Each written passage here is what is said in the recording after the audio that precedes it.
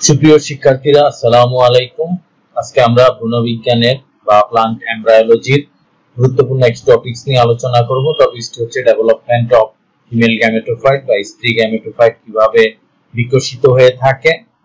এই প্রক্রিয়ার প্রথম ধাপটিকে আমরা মেগাস্পোরোজেনেসিস বলে থাকি, অর্থাৎ মেগাস্পোর তৈরির পদ্ধতিটা, এবং মেগাস্পোর থেকেই মূলত ফিমেল গ্যামেটোফাইট বিকশিত হয়ে থাকে।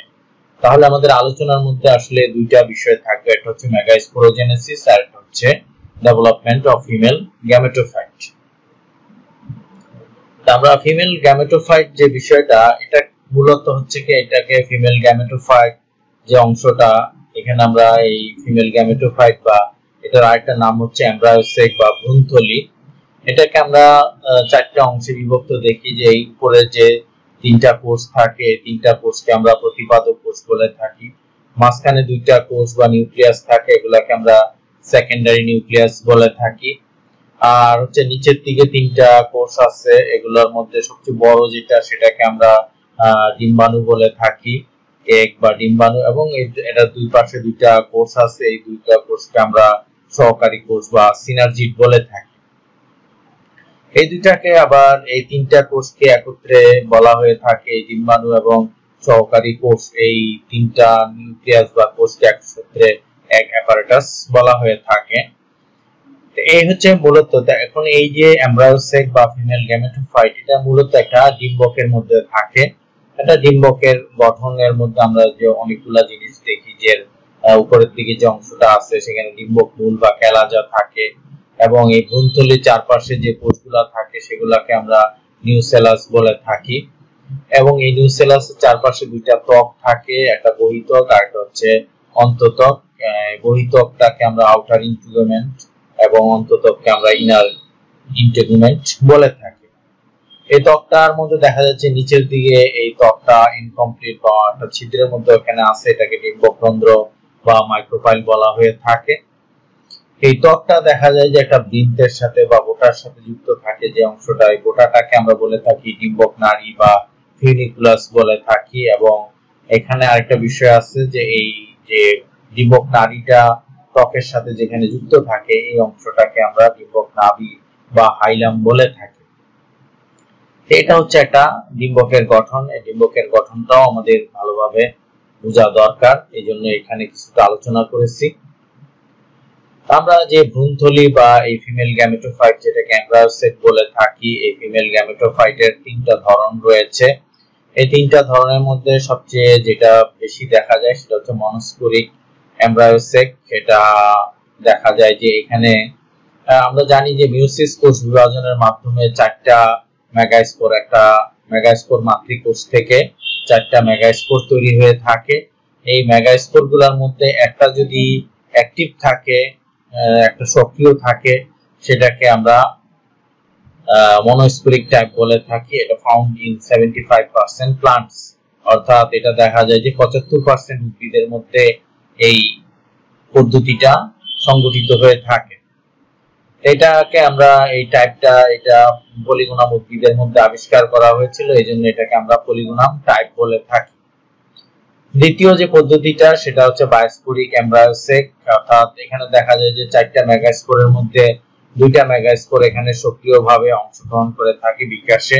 এটাকে আমরা এলিয়াম টাইপ, এলিয়াম উদ্ভিদের মধ্যে আবিষ্কার করার কারণে এটাকে এলিয়াম টাইপ বলে থাকি। 3 নম্বর পদ্ধতিটা হচ্ছে টেট্রাস্পোরিক এমব্রায়োসেক, যেটা আছে এখানে দেখা যায় যে চারটা মেগাস্পোর, একটা মেগাস্পোর মাতৃকোষ থেকে যে চারটা মেগাস্পোর তৈরি হবে, চারটাই এখানে সক্রিয়ভাবে বিকাশে অংশগ্রহণ করে থাকে, স্ত্রী গ্যামেটোফাইট তৈরি করে থাকে। এটার মধ্যে সবচেয়ে উল্লেখযোগ্য টাইপটা হচ্ছে পেপেরোমিয়া টাইপ। এখানে প্রায় 7 ধরনের টেট্রাস্পোরিক, প্রায় 7 ধরনের টাইপ দেখা যায়। আমরা এখানে স্ত্রী গ্যামেটোফাইট কিভাবে তৈরি হয় বা মেগাস্পোর কিভাবে তৈরি হয় সেই বিষয়টা আমরা এখানে দেখতে পাই। যে প্রথম এখানে গর্ভাশয়ের মধ্যে একটা নির্দিষ্ট কোষের মধ্যে দেখা যায় যে এখানে স্ত্রী রেণুমাতৃ কোষ বা মেগাস্পোর মাদার সেল থাকে। এটা ডিপ্লয়েড থাকে, অর্থাৎ এখানে 2 সেট ক্রোমোজোম থাকে। এখানে মিওসিস কোষ বিভাজন হয়ে দেখা যাবে যে 4টা কোষ তৈরি হবে। এই 4টা কোষকে আমরা মেগাস্পোর বা স্ত্রী রেণু কোষ বলে থাকি। মূলত এই অংশটাকে মেগাস্পোরোজেনেসিস ধাপ বলা হয়ে থাকে। এরপরে দেখা যায় যে এই চারটা মেগাস্পোরের মধ্যে এটা আমরা যে আলোচনাটা করতেছি যে চিত্রটা সেটা হচ্ছে মনোস্ফরিক টাইপ।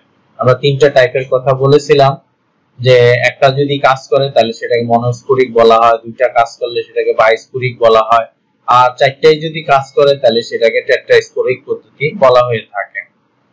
তো এখানে আমরা দেখি যে তিনটা নষ্ট হয়ে গেছে, বিনষ্ট। এই তিনটা কোষ নষ্ট হয়ে যাওয়ার কারণে এখানে একটা অ্যাক্টিভ থাকতেছে।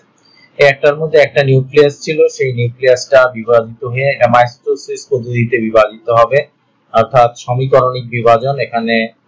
এখানে যখন মায়োসিস হয় এখানে এটা তো 2n থাকে, কিন্তু এখান থেকে যে চারটা মেগাস্পোর তৈরি হবে এগুলো সবই হচ্ছে হ্যাপ্লয়েড। তাই এখানে যে হ্যাপ্লয়েড একটা নিউক্লিয়াস ছিল, এখান থেকে দুইটা হ্যাপ্লয়েড নিউক্লিয়াস তৈরি হয়ে যাবে। দুইটা হ্যাপ্লয়েড নিউক্লিয়াস এটা 2 নিউক্লিয়াস অবস্থা বলা হয়ে থাকে, এবং এই দুইটা নিউক্লিয়াস দেখা যায় দুই মেরুর দিকে চলে যায়। তারপরে দেখা যায় দুই প্রান্তে, এখানে এই উপরের প্রান্তে দুইটা আবার বিভাজিত হয়ে দুইটা তৈরি হবে, দুইটা চারটা তৈরি হবে, মাঝখানে একটা ভিকিউল থাকে বা গহ্বর থাকে। এটাকে আমরা 4 নিউক্লিয়াস স্টেজ বলে থাকি। এই দুইটা প্রতিটা আবার বিভাজিত হয়ে উপরে চারটা এবং নিচে চারটা তৈরি হবে। এটা হচ্ছে 8 নিউক্লিয়াস অবস্থা। এই 8 নিউক্লিয়াসের মধ্যে উপরের চারটা থেকে একটা নিউক্লিয়াস মাঝখানে চলে আসে, আবার নিচের থেকে একটা নিউক্লিয়াস মাঝখানে চলে আসে, মাঝখানে দুইটা নিউক্লিয়াস হয়ে যায়। এই মাঝখানে দুইটা নিউক্লিয়াসকে আমরা সেকেন্ডারি নিউক্লিয়াস বলে থাকি। যেটা সবচেয়ে বড় বলেছিলাম যে এগুলোকে আমরা নিউক্লিয়াসও বলতে পারি, আবার কোষ হিসেবেও ট্রিট করতে পারি, কারণ এগুলোর চারপাশে আবার মেমব্রেনের মতো তৈরি হয়। সবচেয়ে বড়টাকে আমরা ডিম্বাণু বলে থাকি, এবং এই দুই পাশে বলেছিলাম যে এই দুটাকে সহকারী কোষ বা সিনাপসিস বলা হয়। আর অপর প্রান্তে ডিম্বাণুর অপর প্রান্তে যেটা থাকে তিনটা কোষ, এই তিনটা কোষকে আমরা প্রতিপাদক কোষ বলে থাকি। এইভাবে 8টা নিউক্লিয়াস থেকে চার ধরনের কোষ তৈরি হয়: ডিম্বাণু, সহকারী কোষ, সেকেন্ডারি নিউক্লিয়াস এবং প্রতিপাদক কোষ তৈরি হয়। এই 8টা নিউক্লিয়াস মিলে এখানে একটা পূর্ণাঙ্গ ভ্রূণথলি তৈরি হচ্ছে বা কমপ্লিট এমব্রায়ো সেক তৈরি হচ্ছে। এইটাই হচ্ছে মূলত আমাদের আজকের আলোচনা, যে ফিমেল গ্যামেটোফাইট বা স্ত্রী গ্যামেটোফাইট বা একটা পূর্ণাঙ্গ ভ্রূণথলি কিভাবে বিকশিত হয়ে তৈরি হয়, সেটাই মূলত আমরা আজকে আলোচনা করলাম। আশা করি বিষয়টি তোমাদের কাছে ক্লিয়ার হয়েছে। Thanks to remain with me. আমার সাথে থাকার জন্য আন্তরিকভাবে ধন্যবাদ। প্লিজ লাইক এন্ড কমেন্ট, যে বিশেষ করে তোমাদের কোন ধরনের লেকচার প্রয়োজন সেটা জানালে আমি সেই লেকচারগুলো দেওয়ার চেষ্টা করব। আজকের মতো এখানে শেষ করছি। আল্লাহ হাফেজ।